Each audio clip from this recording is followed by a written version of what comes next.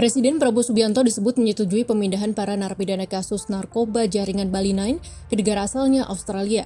Namun aturan dan mekanisme pemindahan ini masih dikaji. Pemerintah juga mempertimbangkan pembuatan undang-undang yang mengatur proses pemindahan semacam ini. Lantas bagaimana Badan Narkotika Nasional merespons putusan ini? Dan bagaimana pula tanggapan pakar hukum internasional mengenai pemindahan Bali 9 ke Australia? Menteri Hukum Supratman Andi Aktas menyampaikan persetujuan pemindahan narapidana Bali 9 seusai mengikuti rapat tertutup dengan Presiden Prabowo Subianto di Istana Merdeka, Jakarta, Senin 25 November 2024. Prinsipnya Presiden telah menyetujui untuk dilakukan proses pemindahan. Tetapi kan tidak boleh terburu-buru karena menyangkut soal mekanisme. Bahwa mekanisme transfer secara umum kita belum punya rules-nya. Makanya Presiden menugaskan kepada Pak Menko Hukum, kepada Menteri Hukum untuk melakukan kajian. Prosesnya tinggal finalisasi. Kami akan melakukan itu dalam waktu mungkin apakah Desember bisa atau awal tahun, saya belum bisa pastikan.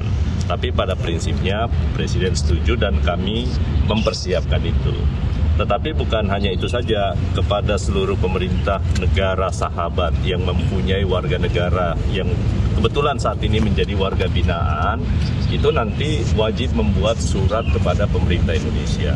Syaratnya yang kami sampaikan sekali lagi satu, bahwa mereka harus mengakui menyangkut soal sistem hukum kita dan proses peradilan yang sudah berlangsung. Yang kedua, Presiden mengingatkan kepada kami bahwa ini satunya adalah pertimbangan karena pertimbangan kemanusiaan. Itu satu. Yang kedua, yang terakhir, kenapa kita lakukan ini? Karena kita juga punya warga negara yang berada di luar yang kebetulan juga bermasalah dengan hukum.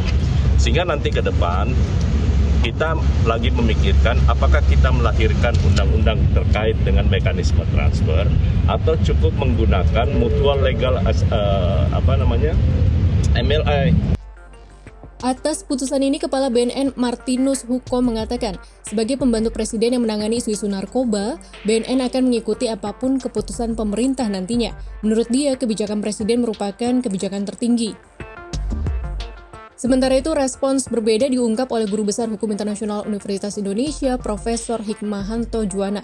Ia menyebut jika instrumen mutual legal assistance atau bantuan timbal balik hukum tidak dimungkinkan diterapkan dalam peraturan perundang-undangan yang berlaku di Indonesia.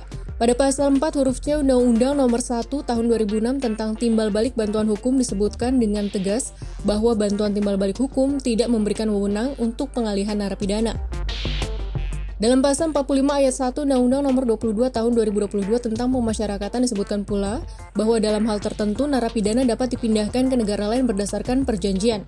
Namun dalam pasal 45 ayat 2 disebutkan bahwa ketentuan mengenai pemindahan narapidana diatur dengan undang-undang.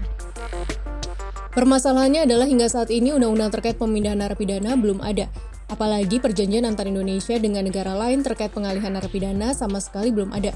Oleh karena itu, bila dipaksakan pemindahan Mary Jane yang sebelumnya telah dilakukan berdasarkan MLA ini berpotensi mencabik-cabik kedaulatan hukum di Indonesia. Terlebih lagi, bagi para petugas pemasyarakatan akan berada dalam situasi berpotensi melanggar tugas karena melepas narapidana yang tidak berdasarkan hukum. Situasi ini dalam kacamata kedaulatan hukum menjadi sangat buruk.